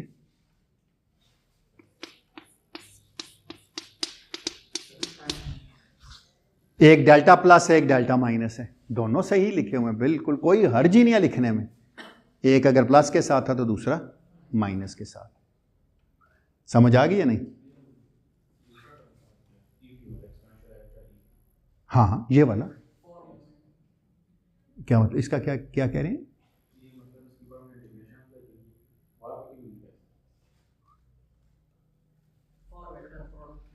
ये 4 वेक्टर है ना, ये इस पे वो वेक्टर नहीं डाले ना, 4 वेक्टर ना, ये लिखा हुआ है ई पी को P0 समझ लें आप, ये लिखा हुआ है P0 x0 prime minus x0, यही चीज है। E P is nothing but this is P0 and this is equal to, actually P0 को ई पी पुट किया था ना कंटू, इसलिए मैं इसको ई पी चला रहा हूं। ठीक है, क्लियर होगी? इसका मतलब है जब आपने ऑन शेल बनाया है, इसको ऑन शेल बनाते हुए आपने नीचे जो P square minus M square था उसको खत्म कर दिया। तो ये जो प्रोपेगेटर की फॉर्म है, ये जो फॉर्म है, ये आपको वही इंफॉर्मेशन दे रही है जो आपने 4 इंटीग्रल के साथ की थी। यहां पर भी नीचे ई पी आ रहा था। ठीक है, ये इंपॉर्टेंट चीज है। यहां पर दोनों एक ही हैं, इसलिए जो हम आगे जाके यूज करेंगे ना, वो हमारी ये डेफिनेशन होगी कि जो पोजीशन स्पेस के अंदर प्रोपेगेटर है वो ये वाला है। सो हम अब हमेशा स्केलर के प्रोपेगेटर को पोजीशन स्पेस में ये यूज करेंगे, d4p over 2π4 iota over p squared minus m squared. अच्छा ठहरें जरा, एक second into e to the power minus iota p dot x minus x prime. अच्छा, हम बार बार ये नहीं कहेंगे कि यार ये अजीब सी बात है कि P with P square not equal to M square, थोड़ा सा अजीब लगता है ना लिखना। हम क्या करेंगे, हम इसको लिए यूज करते हैं, हम कहते हैं कि किया तो हमने यही है कि ये जो पोल था माइनस ई पी वाला, और ये जो पोल था, थोड़ा सा बड़ा करके उधर ड्रा कर देता हूं, चले फिर लिख इधर दूंगा। आपने किया छोटा सा ही काम है, और वो ये किया है कि आप गुजरे थे इधर उधर से जान छुड़ा के, इस तरह जान छुड़ाई थी आपने कि किसी तरीके से हम बाजें पोल्स में से। तो हम क्या करेंगे, हम ये करेंगे कि एक ये पोल आपके पास था कंटूर और एक ये था। अगर ये माइनस ई पी वाला था तो ये प्लस ई पी वाला था। आपने किया क्या था, आप इनसे बच के गुजरे थे ना, तो मैं कहता हूं इससे थोड़ा सा ऊपर से गुजर जाते, क्या ऐसी क़यामत आ गई थी, और इससे थोड़ा सा नीचे से गुजर जाते, क्या था, कोई मसला नहीं। कितना नीचे ऊपर गुजरते, आयोटा एप्सिलॉन। क्या था गुजरने के लिए, इसको कहते हैं आयोटा एप्सिलॉन प्रेस्क्रिप्शन है। जरा इसको अंडरस्टैंड करने की कोशिश कीजिएगा कि माइनस साइन है साथ, देखिएगा अभी जब लिखेंगे तो उल्टे ही हो जाएगा। ये मैं लिखूंगा क्या, मैं कह रहा हूं किसी से थोड़ा सा ऊपर से गुजरे, किसी से थोड़ा सा नीचे से गुजरे, खैर कोई बात नहीं, वो यहां से पता चल जाएगा। Delta f of x minus x prime, this thing is equal to d4p over 2π to the power 4 iota over p squared minus m squared plus minus iota epsilon, where epsilon is a very very small number, into e to the power minus iota p dot x minus x prime। अब आप देखें maths के अंदर आपने थोड़ी सी virtuality की term add कर ली है। आपने कहा मैथ्स जो है ना, मैथ्स तो रियली होता है हमें पता है, लेकिन ना कोई वर्चुअलिटी है इसमें। अब P square is equal to M square हो भी तो डिनोमिनेटर वैनिश नहीं करेगा। ऑफ शेलनेस को सारी की सारी को आपने प्लस माइनस आयोटा एप्सिलॉन में डाल दिया है। इसको कहते हैं प्रेस्क्रिप्शन है, लिखने का अंदाज है, ताकि हर दफा ये ना मेंशन करना पड़े P square is not equal to M square. हम अब हमें ये पता चल गया है कि एक प्रोपेगेटर के अंदर कोई ना कोई चीज ऐसी है जो कॉम्प्लेक्स है और जो वर्चुअलिटी रखती है। इसको कहते हैं आयोटा एप्सिलॉन प्रेस्क्रिप्शन। जहां पर भी हमें जरूरत पड़ेगी ना, हम इस तरह की प्रेस्क्रिप्शंस यूज कर लेंगे, और इससे कोई चीज ऐसी नहीं है, कोई जनरलिटी नहीं है जो लूज होगी यहां से, बिल्कुल भी नहीं। क्योंकि हम मान के चले थे कि पी जो है वो वर्चुअल है, यानी सॉरी पार्टिकल जो है वर्चुअल है और पी स्क्वायर एम स्क्वायर के बराबर नहीं। अब आप लगा भी लें, आयोटा एप्सिलॉन तो पड़े ही हुआ है ना। ठीक है, क्लियर होगी बात? अगर कोई सवाल है किसी का तो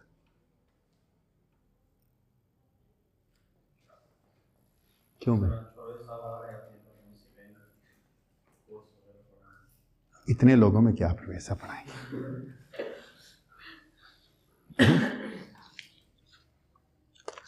कोई सवाल हो अगर तो किसी का? अच्छा नहीं, बस फिर आज इतनी काफ़ी है, वक्त भी हो गया। तो बाकी नेक्स्ट वीक में अब मैं क्या करूँगा, छोटी सी चीज़ बता देता हूँ। मैंने श्रोडिंगर पिक्चर भी लिख ली थी, हाइजेनबर्ग भी। एक रह गया इंटरैक्शन। नेचर में सारे के काम में इंटरैक्शन से होते हैं। अब मैं इंटरैक्शन पिक्चर डिफाइन बनाऊँगा। इंटरैक्शन पिक्चर से इंटरैक्शन एस मैट्रिक्स बनाऊँगा। एस मैट्रिक्स को यूज़ करके मैं फिर फाइनमैन रूल से मैट्रिक्स एम्पलीट्यूड से मैट्रिक्स एलिमेंट्स निकालूंगा जो एम्पलीट्यूड होंगे। And that's all. ये अब आगे का काम रह गया हमारा। तो उम्मीद है कि अगले 4 लेक्चर्स से अगले 5 लेक्चर्स में स्केलर फील्ड थ्योरी ख़त्म हो जाएगी आपकी सारी। फिर हम चले जाएंगे रीनॉर्मलाइजेशन पे स्केलर फील्ड्स की। Then we go to the spin half particles and then interaction of spin half and spin zero, Yukawa interaction, जिससे स्टैंडर्ड मॉडल में चीज़ें मैथ स्कैन करती हैं। तो ये होगा अगले चंद लेक्चर्स का जो प्लान है।